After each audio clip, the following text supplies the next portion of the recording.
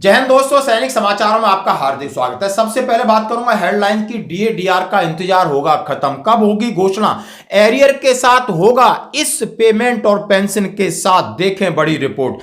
ECHS card बंद होगा या रद्द होगा, इसके लिए एक और पंगा कर दिया। एक लेटर जारी हुआ है कि सभी एक्सप्रेसमैन को अब एक नया सर्टिफिकेट देना पड़ेगा। जरा ध्यान से सुनना, उसकी लास्ट डेट क्या है। बात करूंगा सर्विंग सोल्जर और एक्स सर्विसमैन, अब इनके लिए बड़ी मांग उठने लगी है। और मांग रक्षा मंत्री जी से कहा है, प्रधानमंत्री जी से कहा है, गृह मंत्री जी से कहा है कि अब ये नया नियम जरूर लेके आइए, क्योंकि नहीं तो सैनिकों का सम्मान भी जा रहा है। और मैं बात करूंगा एक वेटरन्स योद्धा गनर का हुआ जबरदस्त स्वागत। और पेंशन के लिए अब 15 साल इंतजार करना पड़ेगा, जीवित रहना पड़ेगा तो पेंशन मिलेगी, अदरवाइज नहीं।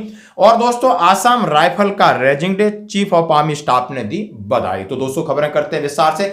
सबसे पहले आसाम राइफल्स का, जो आप समझ सकते हो नॉर्थ ईस्ट की पूरी जिम्मेदारी है। हमारे माननीय chief of army staff general Dwivedi साहब ने सभी रैंक्स को उनके लिए शुभकामनाएं दी हैं।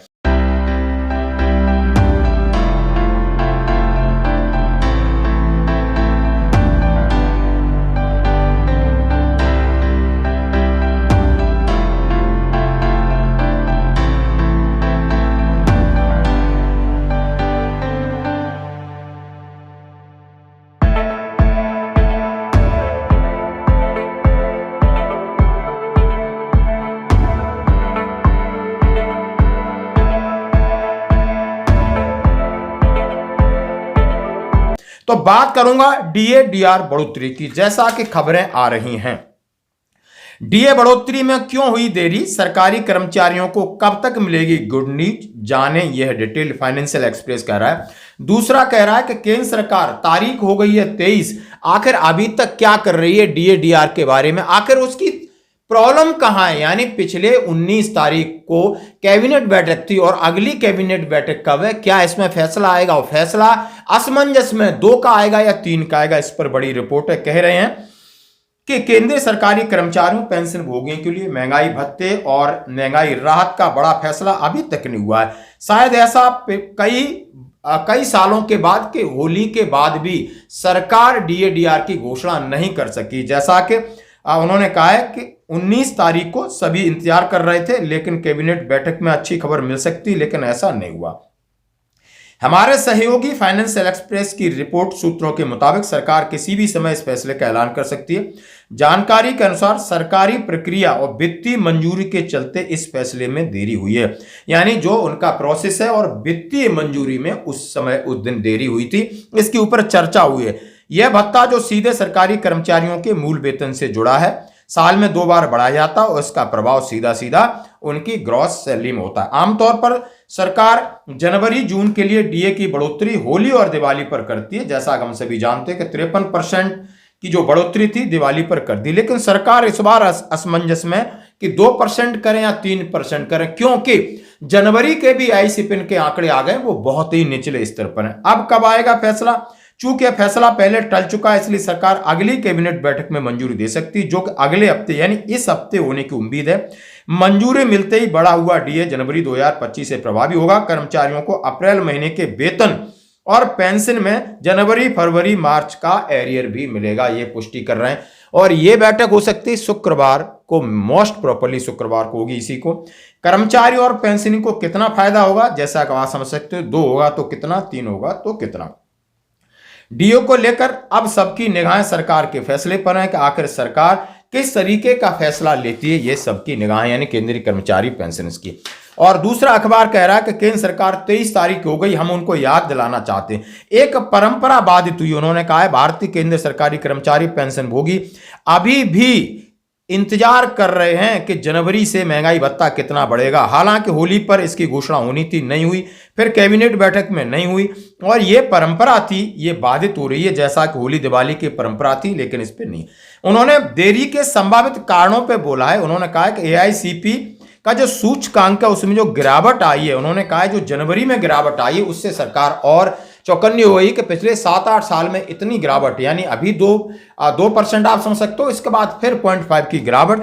और उन्होंने कहा है कि आर्थिक वास्तविकताओं की वृद्धि को उन्होंने कहा इसके ऊपर विचार विमर्श और उनके अंदर जो उन्होंने कहा है वित्तीय मामलों को लेकर कहीं मामला अटका है। जनवरी 2025 में 8वें वेतन आयोग की घोषणा के बाद इसका सीधा असर 8वें वेतन आयोग के फिटमेंट फैक्टर पर पड़ेगा और इन्होंने कहा है कि हो सकता है कि सरकार डीए डीआर को मर्ज करने पर भी विचार कर रही हो।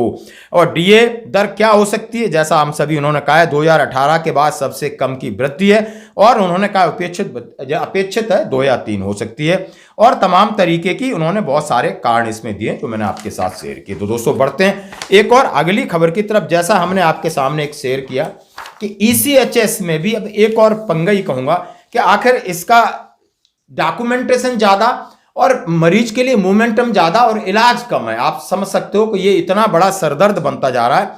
अभी केंद्रीय संगठन ईसीएचएस रक्षा मंत्रालय की तरफ से 21 मार्च को एक एडवाइजरी जारी हुई है। सभी कमांड्स को एडवाइजरी जारी की है कि ईसीएचएस कार्ड के दुरुपयोग को रोकने के लिए एक एडवाइजरी जारी की। जैसा आप देख सकते हो सीधा सीधा मैं आपके साथ शेयर कर रहा हूं। हाल ही में प्राप्त जानकारी से पता चला है कि पैनल में शामिल अस्पतालों द्वारा लाभार्थियों के साथ मिलीभगत करके ईसीएचएस कार्ड का दुरुपयोग किया जा रहा है। ईसीएचएस सदस्यता के लिए आवेदन करते समय सभी प्राथमिक लाभार्थियों द्वारा हस्ताक्षरित स्वघोषणा के पैरा 7 के ऊपर ध्यान आकृष्ट किया जाता है, जिन्होंने पूरी तरीके से पुष्टि की है कि मैं अपना कार्ड अपने आश्रितों के लिए करूंगा, इसका दुरुपयोग नहीं करूंगा, अदरवाइज उनकी सदस्यता निरस्त की जा सकती है। अब निरस्ती का कारण आ गया है। अब प्रत्येक प्राथमिक लाभार्थी की घोषणा को याद दिलाते हुए जवाबदेही सुनिश्चित करने के लिए सभी प्राथमिक लाभार्थी अपने अपने आश्रितों के ईसीएचएस कार्ड के दुरुपयोग को रोकने में अपनी प्रतिबद्धता की पुष्टि करने के लिए एक स्वघोषणा यानी सेल्फ डिक्लेरेशन सबमिट करें, जिसकी डेट है 30 जून 2025। ओआईसी पीसी सुनिश्चित करने के लिए जिम्मेदार होगा कि सभी प्राथमिक लाभार्थी उनकी उपस्थिति में यानी उन्होंने हस्ताक्षर किया है और इसे अपलोड करें। इस संबंध में एक अनुदेश के प्रारूप में इस वेबसाइट पर एक आपके लिए एक अपेंडिक्स जारी किया गया है जो आपके सामने है, instruction to the beneficiary and format to self declaration. और ये सेल्फ डिक्लेरेशन है, इसमें लिखा है आपको और आपके आश्रितों को जारी किए गए ईसीएचएस कार्डों के दुरुपयोग को रोकने के लिए आपकी प्रतिबद्धता की पुष्टि करने के लिए सभी प्राथमिक लाभार्थियों से अनुरोध है कि वे मूल पॉलीक्लिनिक पर जाएं और ओआईसी की उपस्थिति में स्वघोषणा पर हस्ताक्षर करें और इसे 30 जून 2025 से पहले अपलोड करें। और इसका फॉर्मेट दिया है, मैं गंभीरता से पुष्टि करता हूं, घोषणा करता हूं, यदि मेरे और मेरे आश्रितों को मेरे खातों पर जारी किया गया ईसीएचएस कार्ड सदस्यता कार्ड का दुरुपयोग या अनधिकृत व्यक्ति द्वारा उपयोग किया जाता है तो मेरी सदस्यता बिना किसी नोटिस के आप रद्द कर सकते हैं। इसके अलावा मैं अपना योगदान जब्त कर लूंगा और ये आप अपना नीचे साइन करके ये डिक्लेरेशन है। तो जरा इस लेटर को ले लीजिएगा, पढ़ लीजिएगा, समझ लीजिएगा और कार्रवाई करनी पड़ेगी। अब मैं बात करूंगा सर्विंग और एक्स सर्विसमैन के मान सम्मान और स्वाभिमान की। जैसे ही कर्नल साहब का ये एपिसोड हुआ है उनके ऊपर पुलिस वालों ने जिस बर्बरता से प्रहार किया है, अब आर्मी बैकफुट पे आ गई है और अब बिल्कुल बैकफुट पे आई है और उनकी मैडम बड़े अग्रेशन में बहुत सारी चीजें कह रही हैं। लेकिन अब सरकार, अब फौज ये सोचे कि अब फौज बॉर्डर पे लड़े दुश्मनों से कि पुलिस से लड़े। अब पुलिस से लड़े तो कौन लड़ेगा, एक्स सर्विसमैन लड़ेंगे या, तो इसके लिए एक कानूनी प्रक्रिया होनी चाहिए। जैसा कि आप इस प्रेस कॉन्फ्रेंस में कर्नल रोहित चौधरी साहब को देख सकते हो, उन्होंने कहा है सीबीआई की इंक्वायरी की जाए, सीबीआई को केस दिया जाए और ये जो एसआईटी बनी हुई है इस एसआईटी के अंदर एक एडीजी रैंक के ऑफिसर को लगाया गया है, एक एसपी रैंक के और एक डीएसपी रैंक के ऑफिसर को लगाया गया है।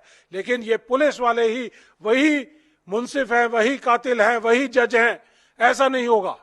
वहां पर हमारे मिलिट्री पुलिस के या जो फौज के सीनियर अधिकारी को भी उसका साथ उसके अंदर मेंबर बनाया जाए, ये हमारी डिमांड है पंजाब सरकार से।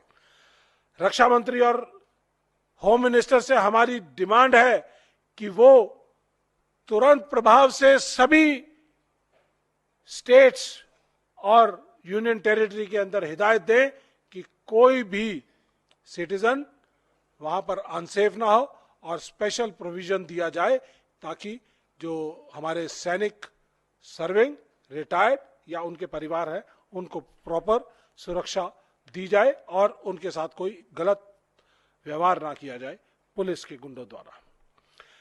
चीफ ऑफ आर्मी स्टाफ से हम सीधे सीधे यहां से डिमांड करना चाहते हैं कि आप commander in chief president of India के पास जाइए और बताइए कि जिस तरह से तब सिलसिलेवार घटनाएं फौज के लोगों के खिलाफ हो रही हैं, उसको तुरंत प्रभाव से रोका जाए, क्योंकि इससे हमारे सैनिकों का मनोबल गिरता है और हम सेना के मनोबल को गिरने नहीं देना चाहते। इसके बाद हम प्रधानमंत्री जी और प्रेसिडेंट ऑफ इंडिया से कहना चाहते हैं, अपनी डिमांड रखना चाहते हैं कि बहुत पुरानी हमारी एक डिमांड है कि तुरंत प्रभाव से एक एक्स सर्विसमैन कमीशन को सेंटर में और स्टेट में लागू किया जाए, ताकि ऐसी एट्रोसिटीज को, ऐसी चीजों को तुरंत प्रभाव से एड्रेस किया जाए जिनके पास उनकी जुडिशियल पावर भी दी जाए, जैसे कि एससी कमीशन, महिलाओं के जो विमेन कमीशन है, उस तरह की तर्ज के ऊपर। इसके साथ साथ एक ऑर्डिनेंस लाया जाए ताकि कोवेनेंट एक्ट, जो कि यूएस में, कनाडा में, ऑस्ट्रेलिया में, ब्रिटेन में लागू किया हुआ है, जिसमें सैनिकों और पूर्व सैनिकों को और उनके परिवारों को एक स्टेट प्रोटेक्शन दी जाती है, और उस प्रोटेक्शन के जरिए कोई भी स्टेट की एजेंसी उनके साथ गलत या दुर्व्यवहार ना कर सके। ऐसा एक ऑर्डिनेंस लाया जाए, बिल लाया जाए, एक कानून बनाया जाए कि कानूनी तौर पे उनको लीगल प्रोटेक्शन दी जाए। ये हम अपने देश की सेंट्रल गवर्नमेंट से डिमांड करते हैं। मांग किया है गृह मंत्री से, मांग किया रक्षा मंत्री जी के सभी स्टेट में हिदायत दें कि एक स्पेशल प्रोविजन बनाएं कि सैनिकों के साथ इस तरीके का गलत व्यवहार ना हो। चीफ ऑफ आर्मी स्टाफ से कहा है कि जरा आप राष्ट्रपति महोदय से मिलिए, और लगातार इस तरीके के केस हो रहे हैं सैनिकों के ऊपर, और वो सरकार से जवाब तलब करें कि आखिर ऐसा क्यों हो रहा है, क्योंकि महामहिम राष्ट्रपति एक सर्वोच्च कमांडर हैं। माननीय प्रधानमंत्री जी से कहा है कि एक्स सर्विसमैन विभाग आयोग आप बनाने की जरूरत आ गई, चाहे केंद्र में हो चाहे राज्य सरकारें, एक एक्स सर्विसमैन आयोग गठित करें जहां पर फौजियों के और उनके परिवार के मान सम्मान स्वाभिमान की रक्षा की जाए। एक ऑर्डिनेंस, एक एक्ट, एक बिल लाइए जहां पर भूतपूर्व सैनिकों के लिए अलग एक प्रोविजन बने, जैसा कि आप समझ सकते हो कर्नल रोहित चौधरी साहब ने ये मांग बहुत पहले की और सही मांग है, जो सरकार के सामने अब वक्त आ गया है, नहीं तो कोई ना कोई बहुत बड़ा हंगामा होगा। आप देख सकते हो लोग बाग, आप देख सकते हो इनकी मैडम को किस तरह अग्रेशन है, किस तरीके से उनके पास दर्द है, उनका बेटा और पति जो सर्विंग कर्नल है, आप समझ सकते हो उन्होंने कहा है मैं किसी भी पॉलिटिकल पार्टी में नहीं हूं, लेकिन मैं सरकार से, इससे पुलिस वालों से लगातार लड़ूंगी, और उसके सहयोग के लिए मीडिया और एक्स सर्विसमैन का उन्होंने धन्यवाद दिया। अब बढ़ते हैं दोस्तों, क्या पेंशन के लिए 15 साल इंतजार करना पड़ेगा?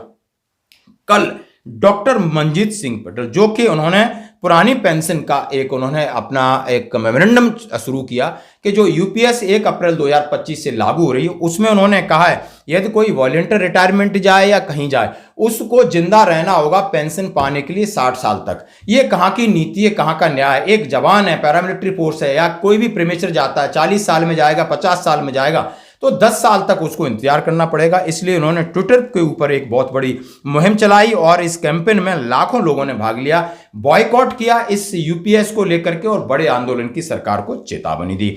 अब मैं बात करूंगा, आप देख सकते हो कि 92 ईयर्स के गनर हवलदार बाज सिंह, जिन्होंने 62, 65, 71 की लड़ाई लड़ी, रेजिमेंट ऑफ आरटी के उस सूरवीर को 92 वर्ष के हो गए, उनके घर पे जाकर रेजिमेंट ऑफ आरटी के अधिकारियों ने उन्हें सम्मान दिया, और ये हमारे भूतपूर्व सैनिकों के लिए एक अच्छी पहल है। आज की खबरों में इतना ही, बने रहिए हमारे साथ, धन्यवाद।